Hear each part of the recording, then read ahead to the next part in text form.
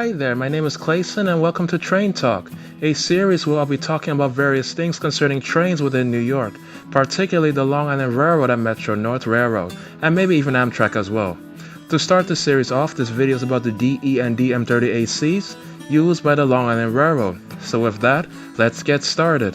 From 1977 up until the 1990s, the Long Island Railroad was using freight locomotives built by Electromotive Division or EMD to provide train service along diesel branches. These locomotives were the MP15ACs and GP38-2s built in 1977. By the 1990s, the locomotives were getting old and needed a replacement. The Long Island Railroad's requirements for new locomotives was a locomotive that would have fast acceleration equivalent to the M3s. They looked at the P32s by General Electric, but those engines had slow acceleration, so they weren't cutting it.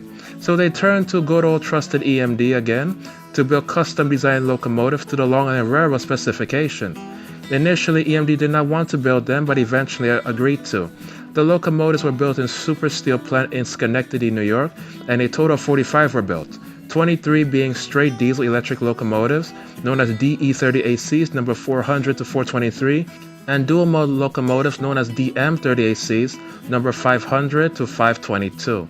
The DM30ACs have third rail contact shoes to get electricity from the third rail for the train service to Penn Station, where the diesel engines is required to be shut off due to the exhaust. These engines are powered by the EMD 710 engine, producing 3,000 horsepower. The engines are capable of being operated from the rear of the locomotive for reversing, as there is a cab in the back, and also have Siemens traction motors. 400 was the first locomotive to enter service on the Long Island Railroad on the Port Jefferson branch on October 21, 1998. These locomotives made their way to Long Island Railroad territory, retiring the MP15ACs and GP38-2s by 1999. These locomotives were the first modern Long Island Railroad train equipment to have digital screens in the engineer's compartment showing the miles per hour, locomotive number, status of the C3 doors, etc., and are capable of powering up to 6 C3 railcars max in push or pull service on a single engine. Any train with 7 C3 cars or more requires the use of 2 locomotives at both ends of the train. When it comes to train service to Penn Station with 4 cars or more, 2 DM30AC locomotives are needed regardless of length, because both are needed to keep drawing electricity from the third rail to keep the train running or the train will stall. Unfortunately, these locomotives came with various problems. We had cracked engineers' doors and frames, in addition to swaying problems when riding the rails. The locomotives were also found to be much heavier than expected. As a result, the locomotives were shipped to Altoona for rework in the early 2000s. When the locomotives came back, there was still trouble. The EMD 710 engine turned out to be unreliable with frequent breakdowns, in addition to the DM30ACs having trouble switching to third rail when needing to go to Penn Station, canceling some trains in Queens.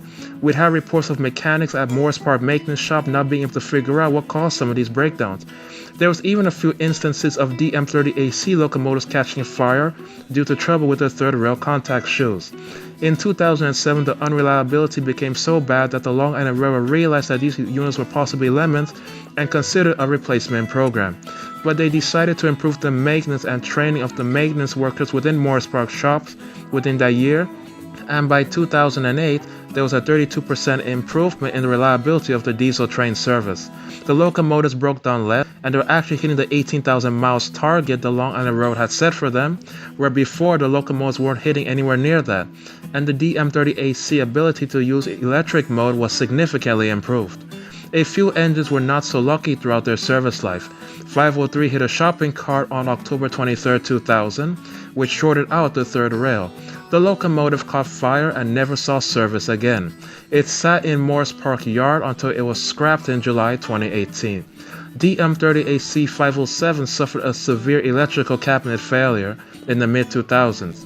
It was saved by removing the electric mode equipment and runs only on diesel fuel now. Its name was changed to DE30AC and it was renumbered to 423. Although the screen in the engineer cab still displays its original 507 number, the locomotive still remembers what it used to be. Finally, 511 derailed on May 25, 2019 after it struck a stopped train on the siding near Spionk. The frame of 511 was cracked and was beyond repair. The engine now sits in Morris Park storage yard being used for spare parts. These locomotives served the Port Jefferson branch, Oyster Bay branch, the diesel portion of the Ronkonkoma branch to Greenport, and the Montauk branch. However, these locomotives have been everywhere in the system, including electric branches. A few DE30AC locomotives have been on all the electric branches for testing, with an FRA inspection car and for other reasons. The case that stood out to me the most was in 2012 after Hurricane Sandy knocked out power to the Long Beach branch, where a diesel train was used instead of an electric train to shuttle folks from Long Beach to New York City. That was a sight to see.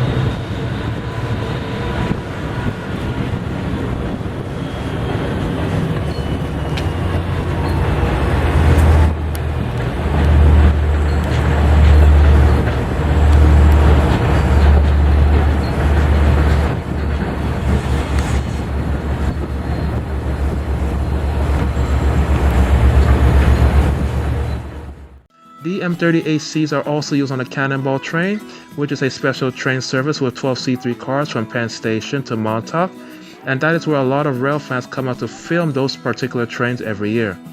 Lots of rail fans and engineers love these locomotives, and I do myself.